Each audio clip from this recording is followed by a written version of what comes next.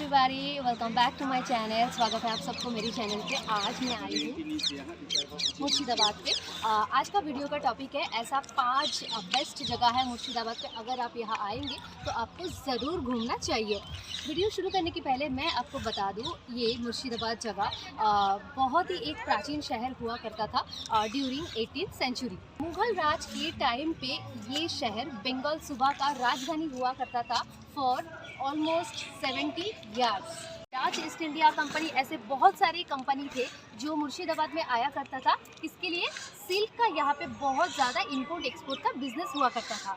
1857 साल पे पलाशी के युद्ध होने के बाद बंगाल का लास्ट इंडिपेंडेंट नवाब यानी कि सिराजुद्दौला का पराजित हुआ था, और उसके बाद से ये पूरा इंडिया का कब्जा चला जाता है ईस्ट इंडिया कंपनी के बाद। 200 साल ब्रिटेन राज करने के बाद ये जगह दोबारा इंडिपेंडेंस से मिलते हैं। तो और ज़्यादा बातें नहीं करेंगे, आप वीडियो को जल्दी जल्दी स्टार्ट कर देंगे। ऐसी 5 जगह जो अगर आप मुर्शिदाबाद आते हैं आपको ज़रूर घूमना चाहिए। इस महल का नाम हजार द्वारी, इस नाम का अर्थ होता है हजार द्वार वाला महल।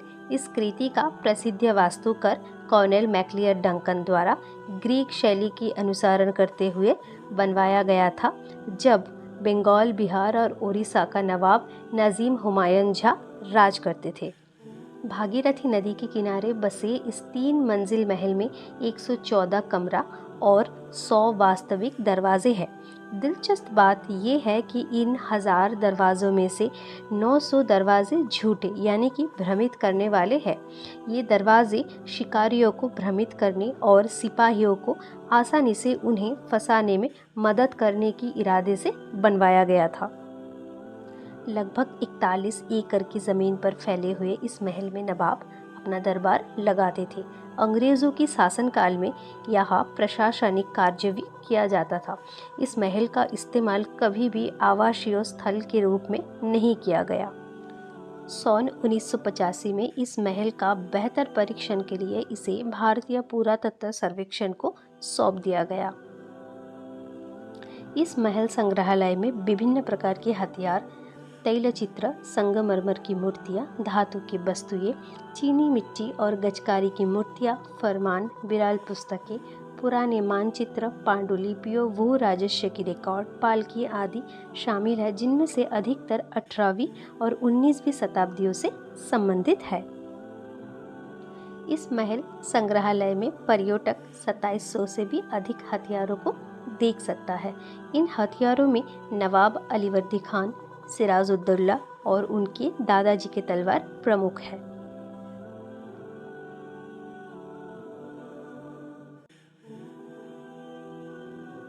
काठगोला पैलेस मुर्शिदाबाद जिला का मुर्शिदाबाद जियागंज सीडी ब्लॉक के काठगोला में डुगर परिवार से संबंधित एक ऐतिहासिक इमारत है।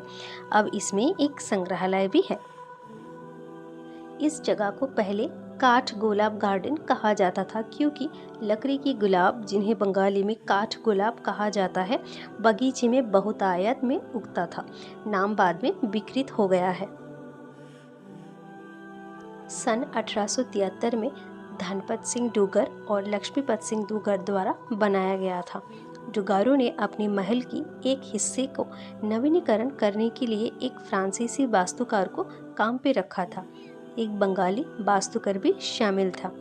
ये महल कला और वास्तुकला का एक आदर्श मिश्रण है और सच्ची कला की पारखी दोनों का स्वाद ले सकेंगे।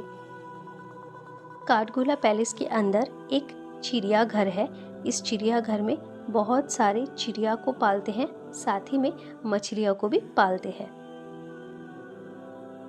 यदि आप मुर्शिदाबाद आ रहे हैं तो आपको काठगोला पैलेस घूमने अवश्य आना चाहिए। ये शानदार महल में एक बगीचा, चिड़ियाघर, तालाब और आदिनाथ को समर्पित एक मंदिर जैसे आकर्षणों से घिरा हुआ है, जिन्हें आप यहाँ देख सकेंगे। यहाँ एक सुरंग पथ भी है, पर रक्षणाबेक्षण के लिए इसे बंद किया गया है, पर बाहर से आप जरूर देख सकते हैं। विक्टोरिया शेरो और माइकल एंजेलो की मूर्तियां ने इस जगह की तो महल ही बदल दी है। आदिनाथ मंदिर प्रसिद्ध है और यहाँ कई जैन और हिंदू मंदिर भी है। जैन तीर्थंकर की 17 चित्र है। ये काडगोला पैलेस यूरोपियन व्यापारियों का मनोरंजन के लिए इस्तेमाल किया जाता था। साथ में पलाशी की लड़ाई के बाद मीर जाफर ने काडगोला पैलेस में ब्रिटिश प्रतिनिधियों से भी मुलाकात करने आते थे। महल को एक संग्रहालय में बदल दिया गया है और इसमें शानदार झूमर, दर्पण, फर्नीचर्स आदि चित्रित है। मेरे साथ इस वीडियो में इतना दूर तक बने रहने के लिए आपको बहुत बहुत शुक्रिया। मेरे चैनल को सब्सक्राइब कीजिए और बेल बटन को ज़रूर दबा दीजिए ताकि आने वाला मेरे हर एक वीडियो का नोटिफिकेशन आप तक पहुँचे। अंदर की हर एक वीडियो देखकर उम्मीद है कि आपको अंदाज़ा हो चुका है कि ये काडगोला पैलेस कितनी ज़्यादा शानदार जगह था। 19वीं सदी की शुरुआत में व्यापार और बैंकिंग की अफसरों ने कई मरवारी जैनों का वहां पहुंचने के लिए आकर्षित किया। अजीमगंज और जियागंज मारवाड़ी जैन समुदाय की केंद्र बन गया। समय के साथ साथ उन्होंने अपार संपत्ति की संभावना जताई और उन्होंने कई सारा मंदिर का भी निर्माण किया। प्रमुख परिवार दुगर, दुधोरिया, नाहार, कठौरी और नौलखा थे। हालांकि इनमें से कई ने अपने आधार कोलकाता में स्थानांतरित कर लिया। अंग्रेजों की प्रभुत्व के साथ उनकी निर्मित महलनुमा इमारतों और मंदिर अभी भी है।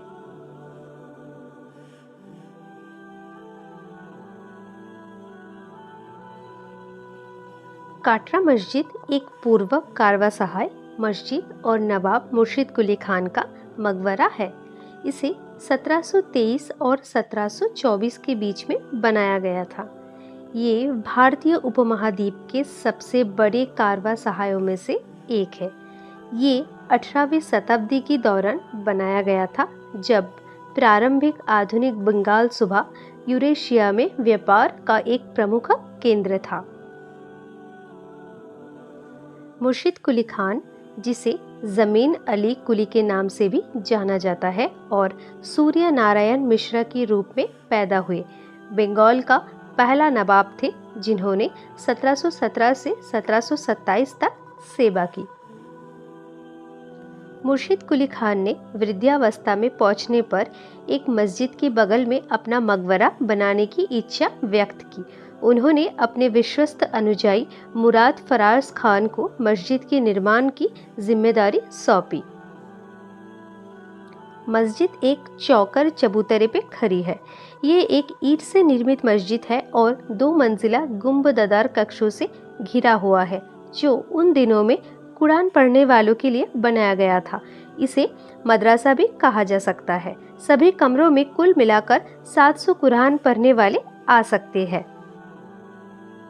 इन कमरे के सामने एक मठ से लेकर विशाल प्रांगण तक के कमरे हैं। 4 बड़ी मीनारें 4 कोने पे खड़े हैं।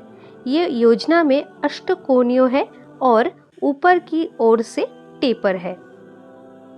मस्जिद के सामने 2 मीनारें जो 70 फीट ऊंची और 25 फीट व्यास की है। पूरी मस्जिद आकार में चतुष्कोणीय है। पूरी मस्जिद में कोई स्तंभ समर्थन नहीं है, लेकिन इस मस्जिद के नीचे एक ऊंची मंच या कई महराबों द्वारा समर्थन किया गया है। हालांकि 1897 में भूकंप में ये मस्जिद को नष्ट कर दिया गया था। प्रत्येक मीनार में एक घुमावदार सीढ़ी है जो ऊपर की ओर जाती है, जहां से मुर्शिदाबाद शहर का एक बड़ा हिस्सा देखा जा सकता है। इस जगह का संरक्षण भारतीय पुरातत्व सर्वेक्षण द्वारा किया जाता है।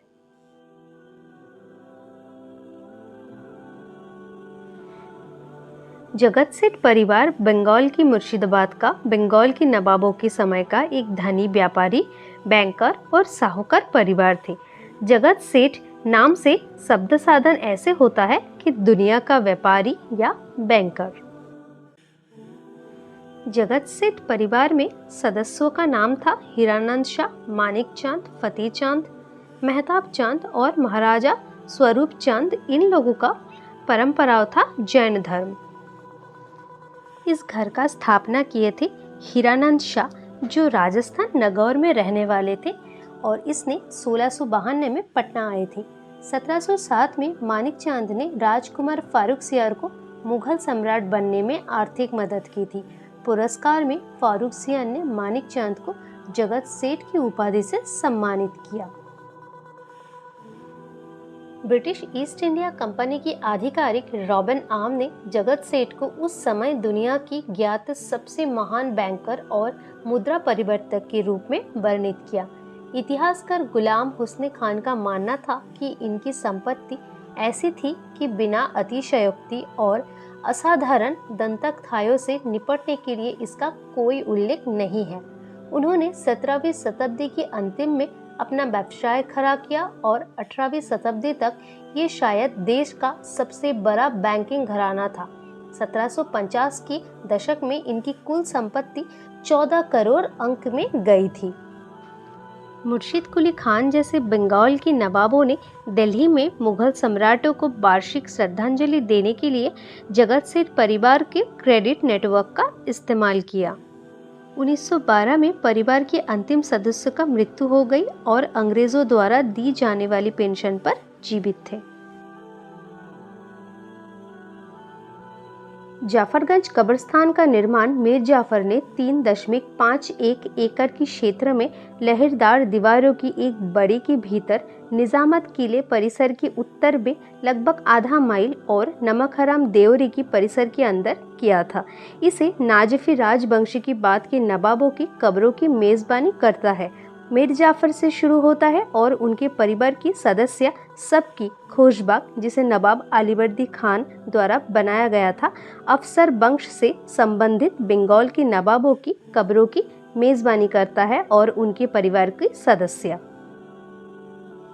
ऐसा कहा जाता है कि पहले इस कब्रिस्तान की जगह पर एक किचन गार्डन था, जिसे शाह खनाउम बेगम, जो मीर जाफर की पत्नी और अलीवर्दी खान की बहन थी, बहुत पसंद करती थी। जाफरगंज कब्रिस्तान में बंगाल के नवाब के परिवार के सदस्यों का कब्रें है। यह नवाब नाजिम हुमायूं झा, उनकी पत्नियों उम्मद उन्नीसा बेगम, अमीर उन्निया दुल्हन बेगम, सुल्ताना घटियारा बेगम, नवाब नाजिमुल्ला झा, उनकी पत्नी, मीर जाफर की पत्नियों जैसे कि बब्बू बेगम, मुन्नी बेगम की कब्रें है। वर्तमान में इस कब्रिस्तान को भारतीय पुरातत्व सर्वेक्षण द्वारा नियंत्रित और रक्षणाबेक्षण किया जाता है।